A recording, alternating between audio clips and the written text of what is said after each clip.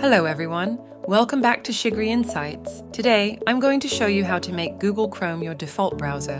Right now, if I click on any link, it opens in Microsoft Edge because it's set as the default browser. But don't worry, we're about to change that. Let's dive in. First, open Settings.